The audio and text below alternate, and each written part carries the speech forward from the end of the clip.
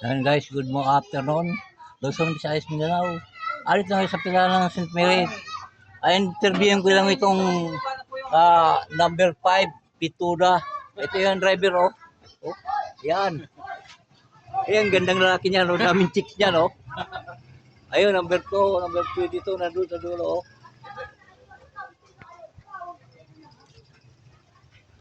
Yan, binibigay. Kumakain po tayo ngayon ng merenda. Nangingi ng tinapay. May na daw ang biyahe. Kaya nangingi na lang. Mahina po yung paningin ng video, hindi po ito tinapay. Ayun pa ba? Ayun, may vlog pa yun sila, oh. Ba't ako lang kasi binablog dyan? Yan. Kumakain ng... Anong tawag dyan? Okay. Ayan ang buhay Pinoy dito sa Pilahan.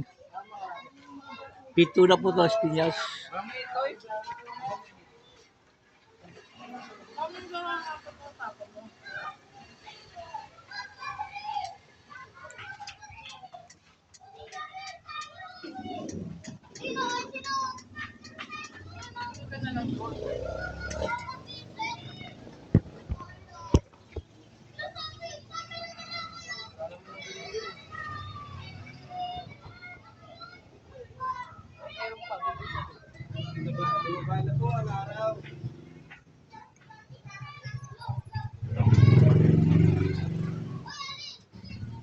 Hirap talaga ang buhay ng driver. Kahit mayroong kapira, kahit may pira ka, kailangan ko magbiyahe. Vlog mo po ito mga hindi, oh. Vlog mo yan, taga na, 5K friends ko.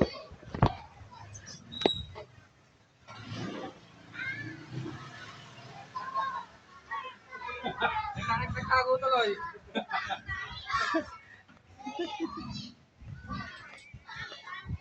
Ayan guys.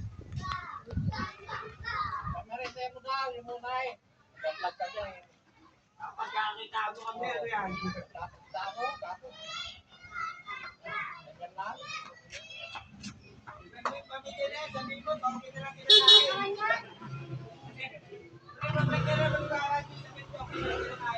Ito yung pinaka-chick boy dito sa amin. Oo. Yan. Ayan. May mekaniko po ng St. Mary. Nagbibinta ng cellphone. No?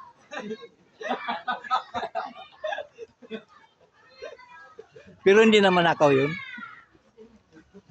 Pinagagawa lang sa kanya. Matagawa po ng sakyan, hindi na binabalik yung mga tolls.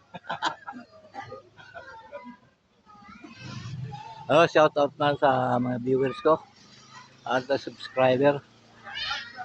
Dito ako ngayon sa pilahan ng Pituda Las Piñas, dito sa St. Mary Homes. Yan. Doon yung mag-asawa, nagmamahalan sila.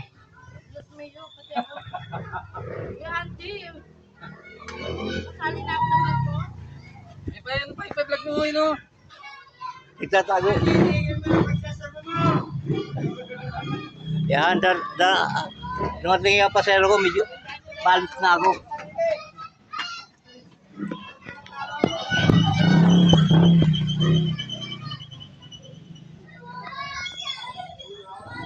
Ganito na guys ang buhay ng driver.